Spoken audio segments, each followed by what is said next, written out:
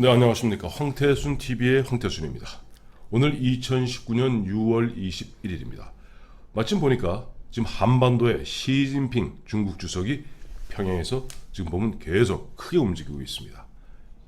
그와 관련해서 대한민국 주중대사를 지내셨던 권영세 전 의원 모셨습니다. 안녕하세요. 네, 안녕하세요. 권영세 전 의원이자 전 대사입니다. 우리 권 대사님은 뭐 다 아시겠습니다만은 저 16, 17, 18 3선 국회의원을 하셨고, 저는 우리 저 권 대사님을 기억나는 게 예. 2012년이죠. 예, 그 당시 박근혜 비대위원장 예, 예. 시절에 그 당시가 19대네요. 19대 예. 총선 때 당시 그때는 이제 당 이름을 새누리당 바꾼 직후인가요? 한나라당에서 시작을 해가지고 제가 이제 비대위 사무총장으로 예예. 있으면서 그 당시 조동원 예예. 홍보기획본부장을 영입을 해가지고 네. 그래서 이제 그때 새누리당으로 이름을 바뀌게 됩니다. 당 색깔도 파란색에다가 갑자기 빨간색으로 빨간색으로 바뀌고 기억납니다. 그렇게 되지요. 제가 이제 그때 그 무렵에 처음에 2012년 초에 제가 종편을 시작했고, 예. 그 무렵에 마침 이제 그 당시 박근혜 전 대표가 이제 비대위원장 하시면서 예, 예. 사무총장으로서 19대 총선에, 물론 그 당시 이제 그 공심위원장은 정홍원, 그렇지요. 정홍원 나중에 이제 총리 되십니다만은 예, 예. 정홍원, 그다음에 이제 정종섭 교수가 이제 부위원장을 예, 예, 하셨지만 실제 사무총장으로서 그 어떻게 보면 박근혜표 공천이라고 예. 할까요? 뭐 그거 갖다가 이제 총괄하셨던 분이 권영세 당시 사무총장이신데 죄송합니다만 본인은 낙선하셨습니다. 당시에 사실은 그 우리 박근혜 전 대통령 당시는 뭐 대표로 부를 때지요. 예예, 그렇죠. 그래서 사무총장을 좀 맡아달라고 얘기를 해가지고 예예. 좀 좀 제가 유보적이었었어요. 예예예. 근데 그 전에 히스토리가 있는 게 예예. 그 당시 박근혜 그 전 대통령이 예예. 그때 비대위원장을 하느냐 마느냐는 논란이 좀 있었습니다. 맞습니다. 그래서 저한테 의견을 물어오셨기에 예예. 그 저는 하는 게 맞다. 지금 그 당시에 네. 사실은 굉장히 위기 상황이었었지 위기 않습니까? 상황이었죠. 그 홍준표 대표가 밀려나고, 예. 그다음에 오세훈 시장이 또 그만두고, 예예. 그 우리 후보가 그 당시 박원순 시장한테 압도적으로 깨지고, 그때 깨진 그 당시에 예. 그 당 후보가 나경원 후보입니다. 예, 그렇게 되고 뭐 안철수도 등장을 예, 하고, 그렇죠. 뭐 이런 상황이라서 이런 상황 당이 어려울 때. 네. 그 지금 거의 유일하다시피 한 대선 후보인데 네. 당을 벗어나서 혼자만 살 수는 없으니까 예. 이게 본인이 당을 이끌어서 당을 살리고 총선에서도 어느 정도 만족할 만한 성과를 얻어야지 그 대통령 선거에서 승리할 수 있다 이런 얘기를 했는데 네. 그 박 전 대통령께서 본인 보고는 그 비대위원장을 맡으라 그러면서 네. 그 본인은 사무총장에 대해서 이게 주저하는 게 얘기가 되느냐. 말 되느냐? 그래. 그래서 제가 두말하지 않고 예. 맡게 됐는데 제가 선거 운동을 진짜 법정 선거 운동 기간만 했습니다. 그 나머지 당에서 그 당시 공천 그렇죠. 그 당시 뒤에 예. 다 뭐 모든 거 총괄하셔야 됐고, 그렇죠.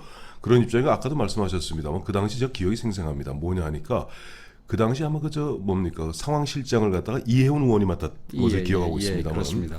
이해훈 의원이 당시에 아마 MBN인가 뭐 거기 저희 출연을 해가지고 그 예. 얘기를 했어요. 아유 이거 큰일 났습니다. 저희 지금 이 분위기를 자칫 잘못하면 백석도 못 얻습니다. 예. 솔직히 말해서 그 당시 한나라당은 절체절명의 위기의 순간이었고 박근혜 의원 외에는 달리 대안이 없었습니다. 우리 저 권 대사님 기억하시겠습니다만 그 당시 뭐 지금도 마찬가지입니다만 그 당시 그 당헌 당규에 따라서 대통령 후보가 되고자 하는 자는 예. 1년 6개월 전에 당 고문을 그렇죠. 제외하고는 어떤 예. 당시도 못 맡게 예. 돼 있는데 과연 비대위원장 맡으면 출마 못하는 거 아니냐? 예. 일부 그렇게 뒷다리를 거는 사람이 있었어요. 그렇게 시비 거는 사람들이 그 당시에 있었죠. 예. 그거 갖다가 사실 뚫어낸 것이 지금 생각해 보면 우리 법률 전문가. 참고로 우리 저 권영세 우리 대사는 원래 검사 출신입니다. 제가 전직이 좀 많습니다. 많습니다. 그러니까 사시 15회시죠? 예. 25회. 사실은 25회. 연수원은 15기고. 검사하고 법률 전문가시고 하니까 그러한 문제들을 갖다가 당시 당헌 당규를 개정하면서 사실은 바꿔서 박근혜 비대위원장이 그냥 대승을 했어요. 152석 얻었어요. 예, 그렇죠. 그리고 본인은 152석 얻는 사실 야전 사령관 하셔놓고 본인은 왜 떨어졌습니까? 지금 제가 그 얘기. 이제 제가 그 우선 이제 그거에 앞서서 공천에 대해서 네. 사실은 그간의 공천이 이렇게 이 편파적인 공천이라는 얘기를 많이 하지 않습니까? 그렇죠. 대표적으로 2008년 공천이 그 친이 공천이고 네네. 또 2016년 공천이 소위 진박 소동을 공천이죠. 했던 진박 공천이라고 그러는데 네. 그 중간에 2012년 공천도 싸잡아서 그때도 박근혜 전 대통령이 대표 그러니까 비대위원장을 했으니까 거기도 좀 뭐 편파적인 공천이었다라고 얘기를 하는데 네. 사실은 당시에는 그런 얘기가 예, 예. 거의 나오질 않았습니다. 그렇죠. 물론 공천이라는 게 네. 우리 황 대표님 잘 아시지만 그 공천에서 탈락한 사람 입장에서는 다 억울하고 다 잘못된 공천은 아니겠습니까? 그래서 그런 얘기를 할 수는 있겠지만 전반적으로는 네. 그래도 균형을 맞추려고 노력을 했고 그 결과 그 상대방이 당시에는 한명숙 전 총리가 대표를 대표였죠. 했었는데 예. 그 당시에 아주 대표적으로 이념 공천을 했습니다. 그렇죠. 소위 친문 공천 내지는 친노 공천이 되겠죠. 예. 그래서 거기 그랬던 데 비해서 우리는 비교적 이게 포용적인 공천을 네. 해가지고 방금 전에 말씀하셨듯이 네. 그 당시 새누리당이 100석에서 120석 얻을 것이라고 예상을 했었는데 예상을 뒤엎었죠. 막상 뚜껑을 열고 보니까 저는 떨어졌지만 그 150석이 넘는 과반수가 넘는 네. 걸 했었죠. 근데 그 제가 조금 전에도 얘기했습니다마는 그 선거 기간 전에 사실 현역 의원들이 지역 돌아다니면서 사실상의 선거 운동을 하지 하죠. 않습니까? 그렇죠. 근데 저는 선거 그 합법적인 기간 첫날 네. 나가서 그 선거 운동을 거의 처음 시작하다시피 했습니다. 그리고 또 그것뿐만이 아니라 이 중간에 박 당시 비대위원장 네. 그래서 이 회의 소집을 하는데 네. 저는 그 당시에는 이제 영등포가 지역구였습니다만은 그 회의를 강남에서 하는 거예요. 그러니까 선거운동 하다 말고 강남까지 갔다 오면 또 그 시간이 많이 뺏겨가지고 예. 한 두세 번 하다가는 이거는 도저히 안 되겠다 네네. 싶어서 이제 제가 저는 선거에 재선거에 좀 전념을 하겠다 네네. 하고 소위 익스큐즈를 하고 했는데 네. 그럼에도 불구하고 뭐 잘 안 됐죠. 자, 뭐 저는 제가 떨어졌지만 예. 저는 그 당시에 제가 노력하고 우리가 이기고 네. 저는 떨어진 그 결과 전체를 봐서 뭐 아쉽다거나 후회한다거나 이러지는 않습니다. 제가 나름대로 어려운 당을 네. 살려놨다는 뭐 밖에서 지금도 인정을 해줄지는 모르겠습니다만 그런 생각을 갖고 있습니다.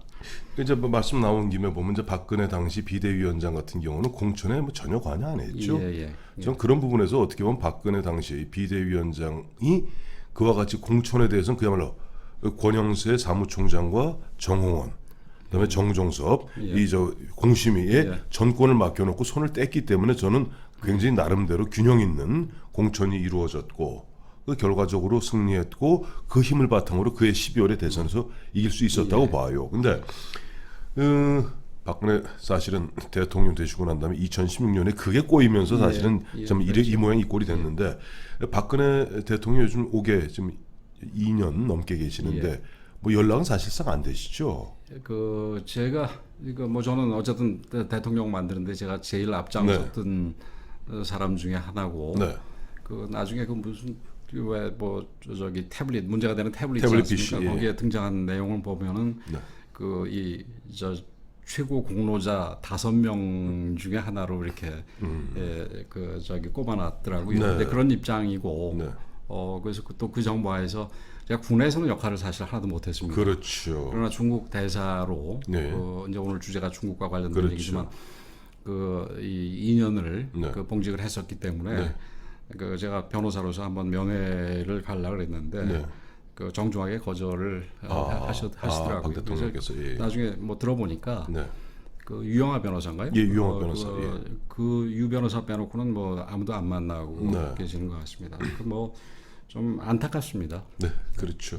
이제 앞서도 말씀하셨습니다만은 어쨌든 본인은 2012년 총선에 낙선했지만 그해 대선에 박근혜 대통령 만드는데 앞서 본인이 말씀하신 대로 태블릿 PC 나온 대로 이른바 5명 독수리 오형제 중에 한 명이고 그 어떻게 보면 공을 인정받아서 사실 박근혜 대통령이 취임하자마자 주중대사 첫 번째 주중대사로 나가시게 되죠. 저는 어떻게 보면 이런 부분에서는 박근혜 대통령의 취임과 비슷한 시기에 취임한 분이 시진핑입니다. 예. 시진핑 중국 주석이고 시진핑 중국 당시 주석은 박근혜 대통령한테 개인적으로 굉장히 호감을 갖고 있었고요. 예. 그 2년 동안 주중대사 하시면서 여러 가지 우여곡절이 있었겠습니다만은 나름대로 그 당시에는 한국과 중국 관계가 요즘같이 좀 뭐랄까 중국은 마치 무슨 큰 주인같이 우리를 야단치고 우리는 설설기고 그런 분위기가 아니었죠. 그 전혀 아니었습니다. 네. 그 이제 공천 얘기하다 이제 드디어 본 주제로 쫙 가까워졌는데 가는, 예. 공천 얘기가 할 얘기가 많지만 나중 기회에 다시 네, 한번 예, 하기로 하고. 그렇죠. 사실은 중국에 제가 중국 대사를 가라고 얘기를 하셔서 처음에는 네. 제가 중국에 대해서 사실은 잘 모르는 사람이라서 네. 좀 사양을 했습니다. 예. 그렇지만 그러니까 대통령하고 당시에 저하고의 관계, 네. 그 대통령을 위해서 일했던 부분을 들면서 중국에서 네. 굉장히 환영을 한다고 그렇게 얘기를 하고 또 네. 그런 얘기도 하고 또 이 한중 관계가 네. 네. 지금 그 전에 말씀하셨듯이 네. 시진핑 주석하고 박근혜 전 대통령하고 사이에서 네. 사실은 그 전에 인연이 있었습니다. 그렇죠. 그리고 시진핑 주석이 새마을운동에도 관심이 많았고 그렇습니다. 그래서 좋은 관계로 이어지고 그 좋은 관계가 뭐 한중의 경제라든지 다른 관계도 그렇지만 네. 특히 북한 문제 해결하는 데 있어서 큰 도움을 줄 수 네. 있다는 얘기를 간곡하게 얘기를 하셔서 네. 제가 그렇다면은 제가 예, 부족하지만 가겠다 그래서 예. 갔는데 네. 다행히 네. 제가 가서 2년 좀 못 있었습니다. 네. 그 2년 가량이 이 5,000년 역사상 한중 관계가 가장 좋았다는 그런 평가를 좀 과장이 있었겠지요. 네. 그렇지만 그런 평가를 들은 상태에서 오게 돼서 네. 아주 다행으로 생각을 하는데 네. 그러니까 그때 그 일화를 얘기를 하면은 이제 아무래도 한중 관계를 네. 하면은 북중 관계, 중국과 북한 간의 관계하고 비교해서 얘기를 하는 게 그렇겠죠. 적절하지 않겠습니까? 네. 근데 그 당시에 우선 네. 지금 뭐 어저께 시진핑 주석이 그러니까 북한을 방문했다가 이제 그렇죠. 오늘 다시 돌아가죠. 베이징으로 돌아가는데 네. 이 여태까지 중국 최고 지도자가 네. 북한보다 한국을 먼저 방문한 지도자가 시진핑 주석이 처음이었습니다. 예, 당연한 그렇네요. 게 그렇죠. 박근혜 대통령 시절에 예. 오셨죠. 그러니까 지금 중국의 최고 지도자가 북한을 방문한 게 14년만 아닙니까? 네, 그렇죠. 그러니까 당연히 시 주석 때는 예. 시 주석으로서 처음 가는 거고 네. 시 주석은 이미 2014년 네네. 지금으로부터 5년 전이지요. 네. 5년에서 며칠 빠지네요. 7월 초니까. 네. 그때 한국을 방문을 합니다. 네. 그 외에도 네. 그 중국의 관리들, 중국의 외교부라든지 뭐 다른 부처 관리들하고 얘기를 하면서 보면은 예. 이 북한에 대한 무시하는 태도 내지는 그 한국에 대해서 우호적인 태도를 많이 엿볼 수가 있었고 네. 실제 그런 모습이 이 중국 사람들이 네. 이 북한을 다루는 데 있어서도 실제로 반영이 돼 있었습니다. 네.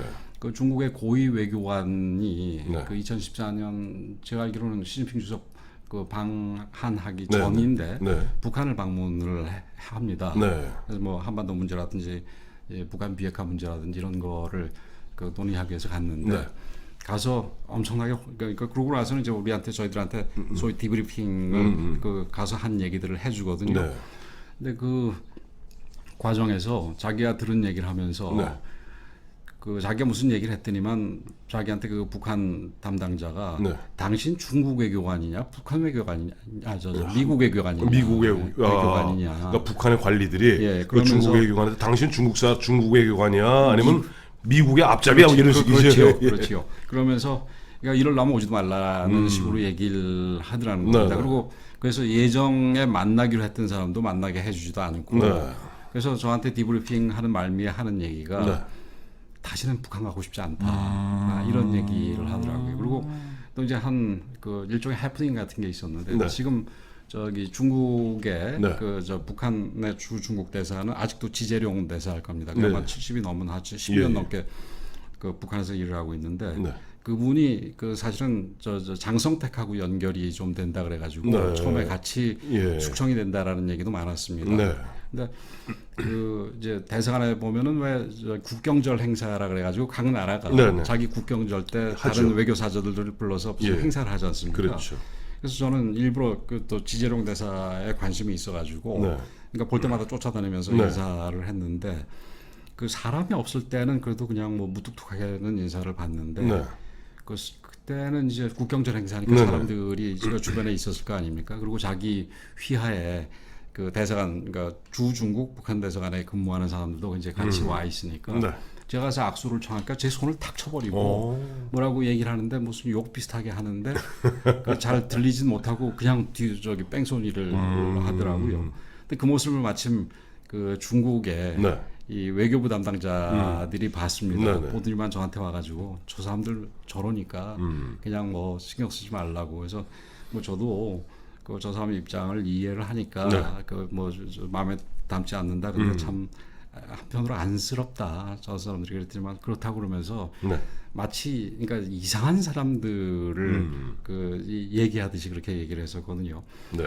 그리고 실제 이제 시진핑 주석이 그 우리 대통령이 박근혜 전 대통령이 시진핑 주석을 방문할 때나 네. 그리고 저기 시 주석이 우리를 바로 이제 다음에 방금 말씀드린 대로 2014년에 답방을 할 때나 굉장히 우호적이었었습니다. 전 기억나요. 그 당시 시진핑 주석이 오면서 박근혜 대통령이 삼국지 중에서 좋은 예. 자룡을 제일 예. 좋아한다 그래서 그 당시 그 중국의 인민화가 예. 그린 조자룡 예. 큰 그 그림을 갖다가 증정한 적도 있었죠. 저보다 더 기억을 잘하시네요. 근데 그 이제 그런 상황이었는데 네. 그 이후 그래서 사실은 우리가 북한 문제에 대해서 네. 이 좀 더 적극적으로 해결을 네. 저기 나서달라고 얘기도 하고 네. 또 시진핑이 뭐 이것도 일종의 유명한 말이죠. 자기는 대문 앞에서 불나는 걸 원하지 않는다. 그렇죠. 중국 대문 앞에서 네. 그런 얘기를 하면서 북핵에 대해서 그 말은 뭐 소위 그 사람들은 저기 이 북한의 비핵화라고 얘기를 하지 않고 네. 한반도 전체 비핵화, 그 사람들 얘기 말로는 조선반도의 조선반도죠. 비핵화죠. 예. 이렇게 얘기를 하지만 네. 분명히 내용상으로는 이건 북한의 비핵화를 지칭할 수 있는 얘기를 그 여러 번 강조하고 네. 그랬었지요. 근데 그로부터 물론 그 사이에 사드라는 이슈가 있었긴 하지만 그렇습니다. 그걸 감안한다 하더라도 지금 불과 몇 년 사이에 지금 이 한중 관계는 아주 냉랭해지고 네. 그 뭐 이번에도 뭐 한국을 방문하느니 마느니 했는데 그것도 없는 거 아닙니까? 없어졌습니다. 근데 거기에 비해서 지금 북중 관계는 지금 요번이 그 이 김정은과 시진핑이 만난 게 벌써 다섯 번째 아닙니까? 번째입니다. 그래서 이런 상황이 됐다라는 게 참 안타깝고 이 부분에 대해서 이게 무슨 뭐 법적인 책임을 질 일은 아니지만 앞으로 우리가 이 한반도 문제를 풀어나가는데 그리고 뭐 경제 문제를 포함해서 모든 문제를 풀어나가는 데 있어서 우리한테 짐이 되는 부분에 대해서 이런 식의 일을 초래하는 데 대해서는 누군가가 정치적인 책임을 반드시 져야 된다고 생각합니다. 저는 뭐 솔직히 정치적 책임은 사실 문재인 정권, 문재인 대통령이 져야죠. 왜냐하면 앞서도 말씀하셨습니다만은 박근혜 대통령 당시에 보면 5,000년 역사에 가장 한중 관계가 좋았던 그런 분위기에서 보면 결국 보면 사드 문제 갖고 물론 사드 문제 자체는 박근혜 대통령 시절에 보면 있었습니다만 그 당시 박근혜 정부에서는 이른바 쓰리노 정책이라고 그렇죠. 그 쓰리노 우리는 협의 안 봐도 뭐 등등등등이 없다라고 했습니다만 문재인 정부 들어오면서 그 문제 갖고 예를 들어서 사드 배치 문제 갖고 갖다 벼락같이 화를 내면서 박찬주 육군 대장 이군 이작사죠. 이군 사령관을 갖다가 흔한 얘기로 육군 대장을 갖다 포승줄에 묶어버리고 이런 어떻게 보면 저자세 외교를 하는 가운데 결국 앞서 우리가 애써 마련한 일종의 레버러지 중국이라는 어떤 지렛대를 통해서 북한을 움직일 수 있는 걸 다 망실하고 말았어요. 근데 앞서도 말씀하셨습니다만은 지금 김정은은 드디어는 14년 만에 중국 주석이 평양에 방문해서 25만 평양 시민들로부터 환영받는 가운데 어제 보면 시진핑 한 이야기는 보면 그야말로 전폭적으로 이제는 북한 조선민주주의 인민공화국은 우리가 뒤에 확실하게 우리가 밀어주고 있어라고 천명하고 있단 말이에요. 자, 그렇죠. 이런 부분들이 내일 모레 이제 이번 6월 28일, 6월 29일이면 G20 정상회담이고 사실 지금 트럼프 대통령 입장에서는 이란 문제 때문에도 골치 아프고 베네수엘라 문제도 골치 아프고 거기다 북한이 가서 어떻게든지 이렇게 뭐 이른바 모라토리움이라고 그러죠. 현상 유지 이렇게 발사 유예만 시켜놓고 가려고 그랬는데 이제 들쑤시고 있습니다. 어떻게 풀어가야 될까요? 지금 아까 사드 문제를 잠깐 언급을 하고 뭐 지나가겠습니다. 사드 문제 같은 경우도 그 사실은 이 문제가 우리의 사활적인 이익이기 때문에 이거 가지고는 이제 더 이상 얘기하지 말라라는 입장이 우리 그 사회에서 네. 우리 국내에서 컨센서스가 이루어졌다면은 아마 중국도 이 사드 문제를 가지고 이렇게 더 그렇습니다. 우리한테 보복하고 시비를 걸지는 않았을 겁니다. 근데 당시에 그 이제 계기는 우리도 아까 말씀하셨듯이 3노 정책에 있다가 네. 2016년 그 1월에 북한이 핵실험 하면서 네. 우리가 그 사드 논의를 시작해가지고 그게 7월에 이제 배치하게 되는 거 아니겠습니까? 그렇죠. 근데 그 과정에서 이 문재인 정부, 문재인 그 야당이었죠. 야당이 그 사드 배치에 대해서 엄청나게 반대를 그렇죠. 합니다. 그러니까 더군다나 이제 그 뒤에 쭉 연결해서 이 박근혜 정부가 어려워지면서 문재인 정부가 오게 되면은 사드 배치가 무산될 수 있다라는 생각에서 그 중국 측 입장에서는 우리를 막 흔들죠. 더 흔들게 되는 거죠. 그렇죠. 사람 그러니까 뭐 이게 아주 물리적인 걸 보더라도 이게 아주 굳건하게 서 있을 때는 밀기가 어렵지 않습니까? 그렇죠. 근데 이게 흔들리고 있을 때는 밀기가 쉬운 거 아니겠습니까? 그럼요. 그리고 밀고 싶은 유혹도 생기는 거고. 그럼요. 그래서 오히려 사드 문제로 인해서 한중 관계가 더 악화되게 만든 데는 사실은 사드는 우리가 배치를 안 할 수는 없는 거고. 그렇죠. 지금 여당, 그 당시 야당, 네.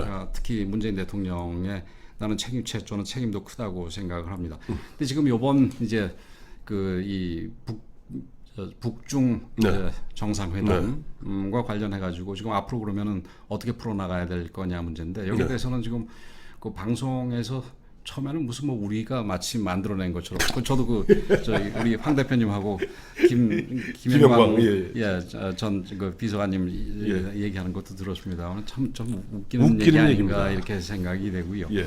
그 정세현 장관이 전 장관이 어젠가요? 어디서 얘기를 하면서 현 정부에 대해서 뭐 그분이 웬일인지 비판적으로 얘기를 하면서 여태까지는 이 한반도 비핵화 문제가 남북 미 관계였었다면은 앞으로는 남북 미 중 관계로 갈 거니까 이번 정상회담을 계기로 해서 그 부분에 대해서 철저하게 대비를 해야 된다라는 주문을 했던데 거기다 한 번 더 붙였죠. 그런데 왜 지금 김현철 통일부 장관은 축사만 하고 돌아다니고 여기저기 강연하고 축사만 하고 돌아다니냐고. 근데 저는 더 나가가지고 그 이 남북 미중이 아니라 북미 중이 키를 쥐고 있고 우리는 배제될 가능성이 크다 이런 저도 전적으로 공감합니다. 생각을 합니다. 지금 그 예를 들어서 북한 입장에서 보면은 처음에 남북 미로 했을 때 우리가 미국에 대해서 레버리지가 전혀 없다라는 걸 이제 알게 된 거 아니겠습니까? 우리 효용 가치는 별로 없습니다. 없죠. 미국도 그러니까 사사건건 지금 그 한국하고 지금 뭐 동맹이라 그래야 같이 지금 공동 작업을 통해서 북한을 압박할 때 압박하고 구슬 때 구슬 넣어서 이 비핵화 쪽에 한 걸음 한 걸음씩 나가게 돼야 되는데 그런 거 전혀 없이 지금 이 서로 이렇게 티격태격하는 사회 아니겠습니까? 그렇습니다. 한미 관계가 아주 심각하다라는 것이 그 미국뿐만 아니라 한국에서도 이 알만한 사람들은 다 얘기하는 거 아니겠습니까? 그렇죠. 근데 지금 이 중국하고 관계도 아주 안 좋은 상황 아니겠습니까? 아주 안 좋은 정도가 안 좋은 상황이니까 아주 안 좋은 정도가 아니죠. 잘 생각해 보면은 사실은 그 우리 한중 관계를 결정적으로 보여주는 게 재작년이죠. 그렇죠. 저 문재인 대통령 중국 방문 혼밥 10끼 거기 가서 10끼 식사 중에 한 끼인가 두 끼만 공식적으로 중국 인사들하고 먹고 나머지를 혼밥했습니다. 그게 참 그러려면은 그 일정을 단축하든지 왜 그렇게 했는지 모르겠는데 어쨌든 그 지금 한중 관계도 좋지 않은 상황이니까 이게 한국이 배제된 상황에서 그리고 또 특히 지금 현재 국제 안보 환경을 고려할 때 이 북미하고 미국하고 중국하고 북한이 끌고 갈 가능성이 굉장히 크다 이렇게 생각을 하는데 이제 이런 상황과 비슷한 게 이제 실제로 일어나는 건 뭐 비슷하지 않습니다만 우리의 이 남북한 문제를 동서독 문제하고 많이 비교를 하지 않습니까? 그렇죠. 근데 초기에 이 동서독 초기에 이 아데나워가 제일 걱정을 했던 게 소위 그러니까 그 내용을 포츠담 컴플렉스라고 얘기를 합니다. 그 얘기가 뭐냐하면은 독일 문제가 포츠담 선언처럼 독일이 빠진 상황에서 다른 주변 나라에 의해서 결정되는 거가 주변 열강들에 의해서 결정되는 게 이제 악몽이었죠. 근데 지금 그 뭐 북한은 꼈다 하더라도 우리 대한민국 입장에서는 이 한반도 비핵화 문제, 그러니까 북한 비핵화 문제가 이 한국은 제외한 채 북한과 미국과 중국 사이에서 벌어진다면 우리로서는 그거는 도저히 받아들일 수 없는 거거든요. 근데 지금 우리가 저기 문재인 정부 들어서 외교 실패로 인해 가지고 네. 지금 그런 상황을 초래한 것이라고 생각을 하고 예. 또 이제 거기서부터 이제 연결되는 결론이 되겠는데 네. 그 뭐 오늘 오전에 보니까 무슨 그 저기 이 남북 문제 평론가들이 뭐 네. 이게 앞으로 긍정적인 모멘텀을 만들 것처럼 이렇게 얘기를 하던데 근데 지금 그 사실은 저는 그 전혀 그렇지 않다고 그렇죠. 보고요. 오히려 그 반대 걱정을 하는 게 네. 좋다고 저 맞다고 보는데 그 이유는 그 어제 네. 어젠가요? 그 저기 투키디데스 함정 예, 그레엄 앨리슨 여기 있지. 예, 여기 있습니다. 항상 저는 이 두 책 갖다 놓고 열심히 보고 이거죠. 예정된 전쟁 이거죠. 이게 Destined War 저기 이게 제가 케네디 스쿨 있을 때 그레엄 앨리슨이 케네디 스쿨 교수였었습니다. 그래서 제가 그 수업은 안 들었는데 저도 이 책을 읽어봤습니다만 그러니까 강국이 지금 이제 신냉전이라고 할 정도 아닙니까? 신냉전이죠. 그렇죠? 사실은 미국과 좀 중국은 그야말로 사생결단, 그렇죠. 화웨이 전쟁. 하지만 이건 21세기에 어떻게 패권을 놓고 그렇죠. 미국도 중국하고 이제 그야말로 결사항전으로 싸우고 있는 거예요. 이게 지금 무역에서 지금 저 화웨이 같이 이제 신기술 이런 걸로 가고 그게 또 언제 어디로 번질지가 알 수 없습니다. 이제 이런 상황에서 그 여기 이 예정된 전쟁에도 보면은 그러니까 신흥국 라이징 파워와 기성국 기성 강국이 이 대립을 하게 될 때 그게 평화롭게 해결된 게 거의 없다는 거 아닙니까? 그렇죠. 영국에서 미국으로 넘어갈 때 그렇죠. 그때만 비교적 평화스럽게 넘어갔지 갈등이 있게 마련이라 그러는데 지금 미국하고 중국도 그런 어떤 그 다툼을 하고 있는 거라고 봐야 돼요. 패권 경쟁이죠. 근데 이제 그 중국이 이제 이 비핵화 문제에서 아주 중요한 플레이어로 본인이 아주 작정하고 패하고 나서겠다고 했을 때 그러면은 이 비핵화 문제를 북한을 잘 다스리고 구슬러서 잘 해결돼서 미국의 환심을 삼으로써 그 레버리지를 받겠느냐 아니면 북한을 교묘하게 조종해서 이걸 어렵게 만들고 그 어렵게 만드는 걸 풀기 위해서는 자기네들한테 아쉬운 소리를 할 수밖에 없는 이런 꼬인 상황으로 자꾸 만들어 갈 거냐를 생각을 해보면 딱 이렇게 질문하시면 내가 중국이면 당연히 후자를 택하죠. 그러니까 결국 보면은 어제도 뭐 잠깐 말씀드렸습니다만은 그 중국의 고자 손자병법에 다 나오는 얘기예요. 그렇죠. 계속 북한으로 하여금 미국을 갖다 신경 쓰이게 하고 미국이 아이고 이 귀찮아 죽겠는데 하면서 결국 나중에 중국한테 저 중국님 좀 네, 이쪽에서 양보를 할 테니까 걔 좀 어떻게 정리 좀 아이 골치 아파.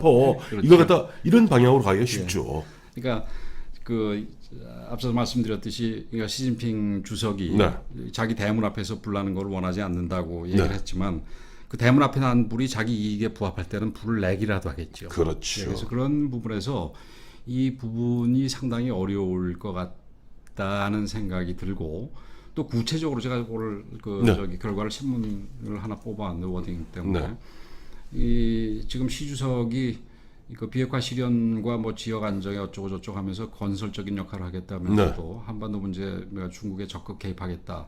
그러면서 이 북한의 발전에 합리적인 안보와 발전에 많은 관심사를 그 해결할 수 있도록 힘이 닿는 한 도움을 주겠다 얘기를 했고 그러니까 경제적으로도 그 이야기는 뒤집어 이야기하면 그동안 북한이 지금 보면 목에서 이렇게 손이 나올 정도로 아쉬운 게 경제 문제 제재 아닙니까?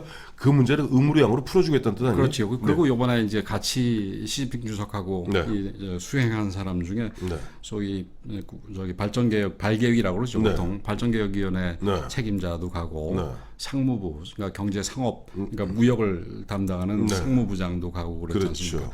이런 사람들이 가가지고 지금 계속해서 협력을 하겠다라는 얘기는 그 좀 하나만 더 깊이 들어가면 그거는 이게 뭐 체제가 있는 상황에서 경제협력이 제대로 될 수가 없는데 그래도 불구하고 경제협력을 하겠다라는 얘기는 제재와 상관없이 가겠다라는 거에 대한 나름대로 엄포라고 저는 봐야 된다고 생각을 합니다. 그러니까 미국이 주도하고 있는 즉 트럼프 정부가 주도하고 있는 뭐 미국 및 유엔 안보리 결의에 따른 제재를 갖다가 어떻게 보면 중국 시진핑은 이제 무시하겠다.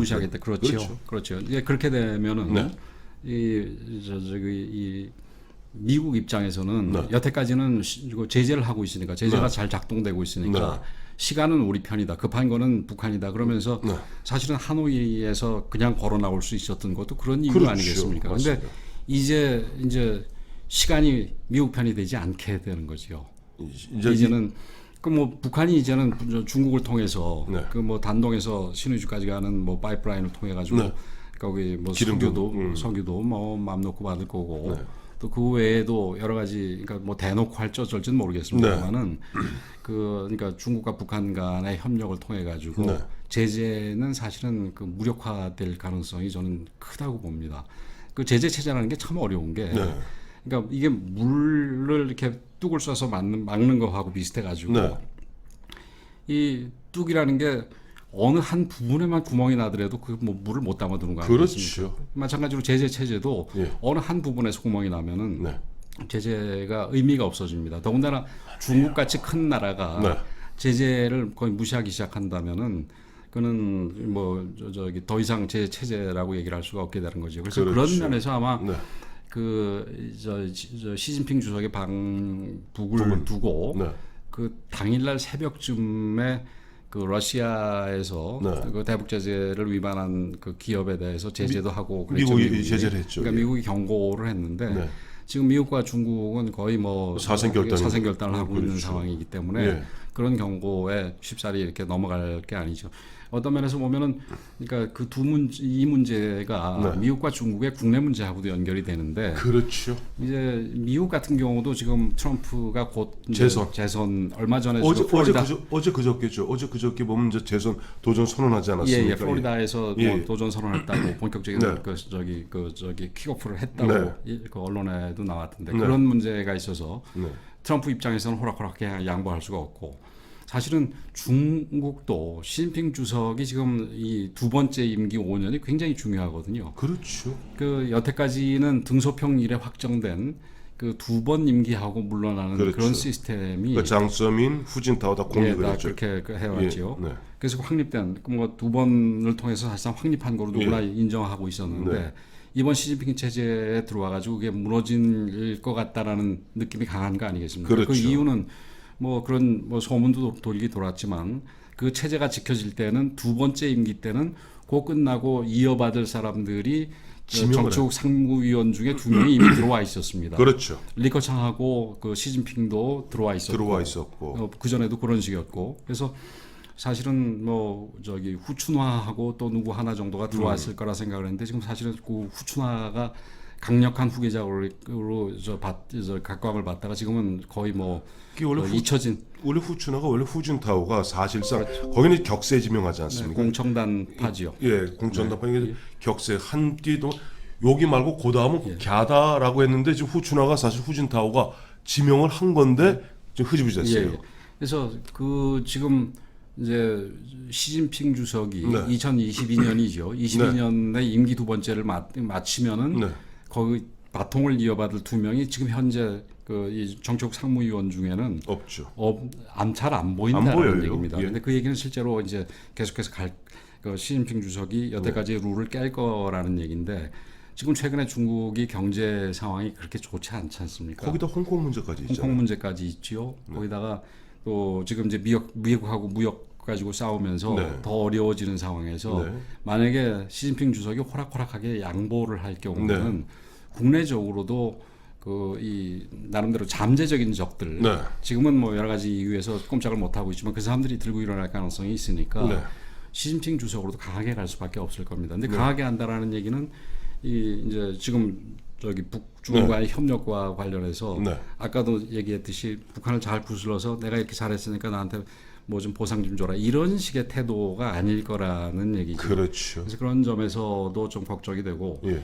또 여기 이제 김 위원장 발언 중에 그 우리나라에서는 지금 북한은 인내심을 유지하겠다 이런 얘기를 그 좋은 쪽 예를 들어서 핵실험이라든지 미사일 발사 유예라든지 이거를 계속해서 가져가겠다 이런 쪽으로만 해석을 하는데 저는 이거를 그 다른 문장하고 같이 묶어서 해석을 해야 된다고 보는 게 이게 자기들이 1년간 그 뭐 한반도 긴장 완화를 위해서 많은 적극적인 조치를 취했지만 유관국의 적극적 반응을 얻지 못했다. 그 미국의 적극적 반응이 그렇죠. 없었다. 미국의 적극적인 반응을 얻지 못했다라는 얘기랑 같이 들어야 되고 또 지난 4월에 네. 그 김정은의 시정연설 중에 네. 미국에 대해서 양보 많이 했는데 미국이 저 호응을 안 했다라는 거에 대해서 비판한 게 있지 않습니까? 그렇죠. 그런 거랑 같이 본다면은 네. 지금 자기네들이 그 지난 하노이 회담에서 내놓은 게 거의 다고 네. 좀 그런 쪽으로 계속 그 지금 우리는 좋은 안을 다 내놓은 안을 가지고 계속 노력을 해왔는데 네. 그거를 깨트린 책임은 미국이 있다. 네. 이제 이런 얘기죠. 그 얘기는 인내심하고 합쳐서 네. 더 양보는 안 하겠다라는 얘기도 들릴 수가 있는 겁니다. 거기다 여기다 너무 그런 김정은이가 너무 고맙게도 시진핑 아저씨가 왔잖아요. 그렇죠. 그래서 시진핑 아저씨가 와갖고 정은이 고생 많았어. 앞으로는 형 두 번이야. 저 미국 저 트럼프 형이 좀 괜찮은 놈인 줄 알았더니 영 아니야. 예. 결국 믿을 거는 우리밖에 없어. 그래서 뭐라고 그랬어요? 시진핑이 북한 가서 이게 보면 우리 중국과 조선은 하나의 형제, 하나의 가족인 것을 재상 확인했다고 얘기하고 있습니다. 예. 그래서 이런 상황에서 네.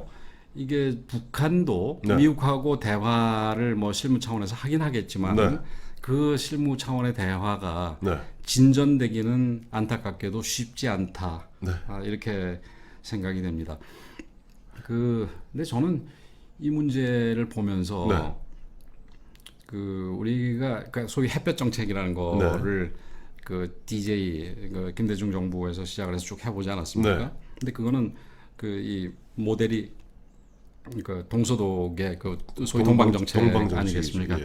근데 애초부터 그러니까 어느 정도 이 북한을 포용하고 이러는 면에 있어서는 동방 정책의 측면을 받을 필요가 있지만 네.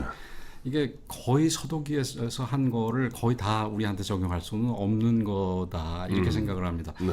그 이유는 이 동서독 관계하고 이 남북한 관계가 큰 차이가 있기 차이가 때문이다. 있죠. 이렇게 얘기를 하고 싶은데 우리 황 대표님은 동서독하고 이 남북한 차이 중에서 가장 큰 차이, 뭐 차이가 굉장히 많이 있죠. 근데 가장 큰 차이는 뭐를 저는 그래요. 보면 동서독은 싸우질 않지 않았습니까? 예. 우리는 당시 2천만 남북한 2천만 2,400 국민일 때 대판 싸워서 10분의 1이 죽거나 다칩니다. 저는 그게 가장 큰 문제라고 생각을 해요. 네, 그것도 뭐 중요한 차이인데 네. 이 남북한 관계에서 더 큰 차이는 네. 이 북한의 경우에 있어서는 동서독이 무너지고 동구가 무너진 전례가 있었고 네. 동독의 입장에서는 그런 전례가 없었다는 거다. 그렇죠. 그래서 이 동독 같은 경우는 네. 경제가 어려워지고 뭐 이런 상황에서 서독한테 의존도 하고 의존하는 대가로 여기서 좀 풀어주기도 하고 그렇죠. 방송도 다 틀어주고 심지어 이 드레스덴인가요? 그 지역 어디는 주민들이 우리 지역에는 서독 방송이 안 나온다 그러니까 저 은근슬쩍 거기 서독 방송도 나오게 조치를 취해줬다는 그렇죠. 거죠. 그리고 인권에 대해서 이 시비하면은 그 돈 주면 우리가 좀 풀어줄게 해가지고 돈 주고 좀 풀어준 것도 있고. 독일이 돈 주면 그다음 거기 따라서 정치범들 석방하고 하지 않습니까? 프라이카우프라고 그런 게 있었지요. 네. 이제 그런 자기 어떤 체제가 그래도 설마 무너질까 하는 생각을 가지고 그런 식으로 해왔는데 실제 무너져 버렸단 말입니다. 근데 그러니까 북한 입장에서는 네. 아마 89년도부터 시작해서 네. 이 80년대 말부터 시작해서 소련이 무너지는데 네. 아마 엄청나게 소련까지 무너지는 게 네. 엄청나게 큰 충격이었을 겁니다. 그렇죠. 그러면서 엄청나게 이 깊이 네. 왜 저 사람들이 무너졌는가를 연구를 했을 겁니다. 당연히 했겠지요. 연구하는 과정에서 나온 거가 어쨌든 도움 받을 건 다 받더라도 내부의 통제를 게을리하지 말아야 된다라는 거를 절대적으로 얻었다고 보고 우리가 아무리 햇볕을 쬐다 하더라도 저 사람들은 옷을 벗지 않을 거라고 생각을 합니다. 그런 면에서 우리가 그러니까 이 남북한에서 두 가지 큰 축이 하나는 평화와 하나는 통일인데 네. 통일까지 가는 게 좀 어렵더라도 어렵고 먼 길이니까 우선 평화를 추구해야 되는 건 맞는 얘기지만 네. 그 평화를 갖다 퍼주면은 이 사람들이 핵도 버리고 좀 이 근본적인 변화를 할 것이다라는 거는 저는 오산이라고 생각합니다. 저는 그렇게 좀 주장하는 현재 문재인 정부나 특히 이제 문재인 정부 아까도 말씀하셨습니다만 정세현 전 장관이라든가 뭐 이종석 전 장관이라든가 그다음에 문정인 교수라든가 특보죠 이런 양반들이 그 비슷한 이야기들 합니다. 그런데 그렇죠. 그거는 저는 딱 한마디로 몽상이라고 생각합니다. 헛꿈이라고 생각합니다. 저도 전적으로 동의하고. 네. 근데 그게 사실은 어떤 부분과 또 연결이 되냐면은 네. 아까 전쟁하고 안 하고도 그 차이가 있지만 이 동독과 북한의 큰 차이 중에 하나는 이 동독이라는 데는 시민 사회를 겪은 데입니다. 그렇죠. 그러니까 바이마르 공화국이나 그 전에도 시민 사회가 좀 형성이 됐지 않습니까? 그렇죠. 과거에 뭐 1848년도 무슨 혁명 할 때도 거기- 그때는 동서독이 합쳐져 있을 때 그때는 아니겠습니까? 하나의 나라로 쭉 가서 결국 보면 나중에 2차 세계대전 후에 소련이 쪼개기 전까지는 한 나라였어요. 그렇죠. 그래서 이거 그러니까 사람들이 그것도 또 잘 모르시는 부분인데 네. 우리가 동구 진영에서 네. 시민혁명이 일어난 거 얘기하면 체코하고 헝가리만 생각을 하지 않습니까? 폴란드, 폴란드하고 네. 제일 먼저 일어난 데가 어딘지 아세요? 독일이겠죠. 예, 동독입니다. 제가 그렇게 하니까 답을 그렇게 딱 원래 이런 거 보러 질문에 답이 그렇죠. 있습니다. 그렇죠.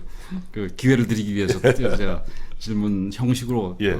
이어나갔는데 이게 이 헝가리라든지 뭐 폴란드라든지 네. 뭐 이런 거는 60년대 후반 이후입니다. 네네. 근데 동독에서 시민혁명이 일어나는 건 53년입니다. 굉장히 빨리 일어났네. 예, 53년 6월 17일입니다. 네. 그러니까 제가 날짜까지 기억하는 이유는 독일이 예. 통일 전까지는 그 6월 17일을 그러니까 독일 통일의 날로 지정을 해가지고 옛날 그 비스마르크가 통일할 때. 아닙니다. 그게 아니고 예. 6월 17일이 바로 이 동독에서 봉기가 일어나가지고 거기에 이제 이 동독 자체 병력 가지고 진압이 안 돼서 독일군 탱크가 들어와가지고 소련군 탱크가. 소련군 탱크가 들어와가지고 예. 무자비하게 진압을 해서 여러 명이 죽고 네. 뭐 여러 명이 다치고 여러 명이 탄압받고 뭐 이런 일이 있었는데 네. 그렇듯이 시민 그 의식이 있는 동독 입장에서는 네. 아무리 그러니까 이 공산주의 철권 통치를 하더라도 네. 시민들에 대해서 어느 정도 부합하지 않고는 또 다시 그런 그 혁명이 일어날 수 있다라는 부담 때문에 어느 정도 풀어줍니다. 그렇게 그래서 그게 이제 그 사실은 저기 그 서독이 예. 지원하게 된 그래도 그나마 지원하게 된 이 논리적인 이유 중에 하나로도 들어가지요. 그래서 아까 우리 권 교수님 말씀대로 북한은 그런 경험이 없어요. 없죠. 왜냐하니까 북한은 조선시대 518년이 있었고 그 다음에 일제의 예. 35년 강점이 있었고 예. 그 이후에는 바로 김일성 체제로 그렇죠. 갑니다. 그러니까 단 한 번도 앞서 말씀하셨던 시민사회랄까 우리 자유민주주의랄까 이런 걸 경험해 본 예. 바가 없어요. 바가 없죠. 그렇기 네. 때문에 네.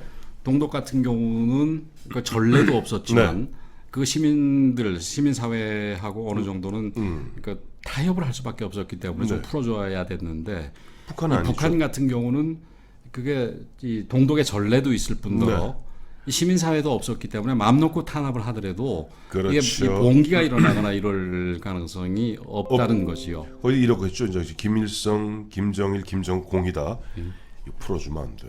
예, 그렇죠. 풀어주면 들고 일어나. 저 동독골, 루마니아골 난다. 뭐 이렇게 자칫 잘못하면 리비아 카다피 그렇죠. 골 난다, 차우체스크 골 난다. 그래갖고 그야말로 철저하게 탄압하는데 우리 보면 이래요. 그 탈북하신 분들이 이제 뭐 아이고 벌써 시간이 이렇게 됐군요. 이 대사님이랑 얘기가 뭐 얘기.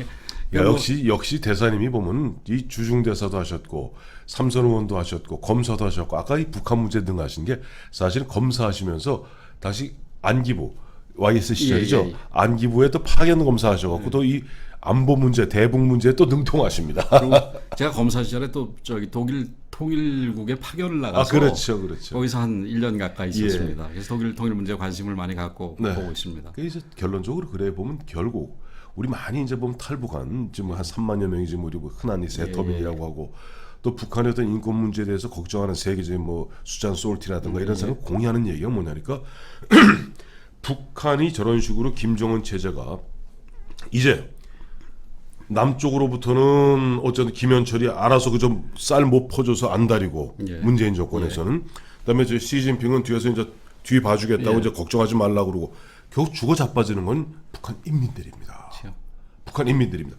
김정은 체제, 김정은 독재 체제, 이른바 김씨 왕조 체제는 아마 흔한 얘기로 쌀은 남쪽에서 받고 정치적 후원은 중국으로부터 받고 그다음에 중국을 위해서 해줄 건 간단하죠. 미국하고 이따 가끔씩 싸워주면 돼요. 그렇죠. 미국하고 틱틱 싸우고 괜히 보면 침 찍찍 뱉어가면서 큰 형님 집 앞에 가서 좀 불량스럽게 굴고 하면은 그러면 때리려고 그러면 또 중국이 형이 막아주고 이런 식의 어떻게 보면 교묘한 줄타기를 하면서 그다음에 먹는 건 어디서 이제 이거 시진핑 이번에 얘기했잖아요. 나머지 경제 문제 큰 거, 뭐 기름 이런 거는 우리 다 알아서 해줄 테니까 먹는 쌀 이게 남쪽에서 지금 못 가둬서 안달이거든요. 자, 그러면 결론적으로 그러면 우리 한국에 약간 2,500만 미수복 지구에 있는 우리 한국 사람들 사실 이제 북한 인민들은 죽어 자빠집니다. 자, 이런 부분에 대해서 과연 입만 열면 인권을 이야기하고 입만 열면은 평등을 이야기하는 문재인 정부, 문재인 정권 그 있는 이른바 그분들은 어떤 생각을 하고 있을까요? 그 지금 인권 부분을 얘기를 네. 한 부분이 굉장히 중요한데 네, 우리가 북한을 생각을 하면서 사실은 북한 주민들을 봐야 됩니다. 그렇죠. 그러니까 독일식 과거 독일식으로 얘기를 하자면은 네, 그러니까 이 분단 당시에 우연히 북한 지역에 살고 있었다는 이유만으로 네, 온통 분단의 피해를 다 겪고 있는 거 아니겠습니까? 그렇죠. 그래서 그런 북한 주민들에 네. 대해서 우리가 어느 정도 이 도덕적인 책임이 있습니다. 네. 그래서 그런 부분에서 그 사람들의 인권 개선을 네. 위해서 그 사람들의 자유를 위해서 노력하는 거는 뭐 저도 필요하고 네, 해외 정책 중에서 일부라도 그런 요소에 도움이 되는 거는 갖다 써야 된다고 생각을 하는데 네, 지금 이 정부 같은 경우는 실제 북한 주민들의 인권과 관련된 부분에 대해서는 철저하게 외면하죠. 외면을 하고 네. 북한 지도부 거기는 우리가 사실은 그 극복해야 될 대상들 아니겠습니까? 거기엔 비유 맞추기 근데 극복하죠. 거기를 주로 비유를 맞춥니다. 네. 그것도 보면은 이 독일 걸 우리가 굉장히 잘못 배우고 있는 거라고 생각을 네. 하는데 과거에서 이 동서독 경우도 네. 서독에서 이 좌파 정당이 처음에는 그래도 비교적 온화하게 갔는데 네, 점점 가면서 극좌로 가면서 네, 그 거기도 역시 우리 지금 하는 것처럼 네. 지도부하고 결국은 잘 보여야 된다라는 식의 그 방향으로 흘러가게 됩니다. 아, 예. 근데 거기는 그래도 그나마 또 이유라도 있습니다. 네. 그럼 거기에 만약에 북한 주민들을 갖다가 너무 이게 좀 이 뭐라 그럴까요? 좀 그 풀어주나? 풀어주거나 예. 아니면은 거기에서 너무 길을 해놓으면은 또 거기서 봉기가 일어나고 예. 봉기가 일어났을 때는 어차피 서독이 어쩔 수가 없는데 소련이 와가지고 무자비하게 탄압을 하게 될 그렇죠. 경우에는 결국 피해 보는 거는 이제 동독 주민들이니까 섣불리 어쨌든 자유라든가 이런 거를 고취해서 이 좀 거기를 끓게 만드는 것보다는 지도부가 자연스럽게 지도부가 안 그래도 조금씩 풀고 있으니까 거기는. 그러니까요. 그러니까 지도부를 설득을 해야 된다 이런 얘기가 조금이라도 일리가 있는데 우린 전혀 아까 전혀 얘기했듯이 아니에요. 전혀 아니지 않습니까? 전혀 아니죠. 그런 상황에서 우리가 북한 주민들의 인권이라든지 자유를 외면하고 북한 지도부에 대해만 그 지금 뭐 애걸하는 모습은 그거는 정책으로서도 아주 잘못된 정책이고 도덕적으로도 아주 잘못됐다고 생각을 합니다. 그렇습니다. 자, 오늘 저 시진핑 주석 보면 6월 20일, 6월 21일 1박 2일 중국 평양 방문에 즈음하여 주중 대사를 역임한 우리 권영세 전 의원님, 전 대사님을 다 모시고 얘기하는데 다시 이제 저희 모두에 말씀드렸던 아까 이제 그 박근혜 대통령, 박근혜 당시 비대위원장 모시고 이제 공천도 하셨고 본인은 떨어지셨고 뭐 그 바람에 또 중국도 갔다 오신 거 아니에요? 그렇죠. 근데 자, 근데 제가 알기에는 원래 지역구가 쭉 영등포 쪽 아니었어요? 예. 근데 어느 순간 보니까 저 용산에서 움직이고 있어요. 그렇습니다. 어떻게 된 거예요? 용산에서 지금 그 저기 정치 이막을 새롭게 시작하고 있습니다. 뭐 계기가 지금 박근혜 전 대통령하고도 관련이 있는데 홍준표 대표 시절에 뭐 그런 저런 이유로 그 당협에서 제가 배제가 됐습니다. 그리고 그 뒤에 그 당협 권유 처음에는 권유가 있어가지고 용산을 맡아달라는 권유를 나갔는데 그때가 김병준 김병준 비대위원장 시절이죠. 그래서 저는 뭐 고민하다가 그 어쨌든 그러니까 이 지역을 옮기는 게 쉬운 일은 아니지 않습니까? 아니죠. 그래서 고민하다가 이제 당협 권유도 있고 그래서 지금 현재 살고 있기도 하고 그래서 그걸로 갔는데 또 뭐가 장난치는 사람들이 장난을 쳐가지고 좀 이상하게 됐습니다만은 어쨌든 한번 그렇게 제가 선언을 한 이상 용산을 새로운 그 정치의 재터전이라고 생각을 하고 좀 완전히 신인의 입장에서 그 정치를 새롭게 시작하고 있습니다. 현역 의원은 진영 의원 아니에요? 그렇죠. 그것도 법대 선배시죠?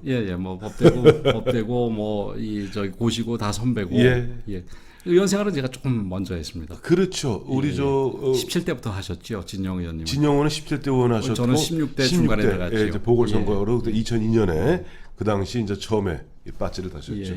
아이고 오늘 저기 권영세 전 의원, 권영세 전 검사, 권영세 전 의원, 권영세 전 대사님 모시고 특히 이번에 낙동 그 막 정신없이 돌아가고 있는 한반도 문제. 결론은 우리가 이미 김정은은 이미 중국과 손잡고 살판이 났고 우리는 낙동은 오리알 되었고 결과적으로 북한의 인민들의 삶은 더 공공하게 되었다라고 보면 될 것 같습니다. 예. 대선님 감사합니다. 예. 다음번에 또 불러주시기 바랍니다. 예.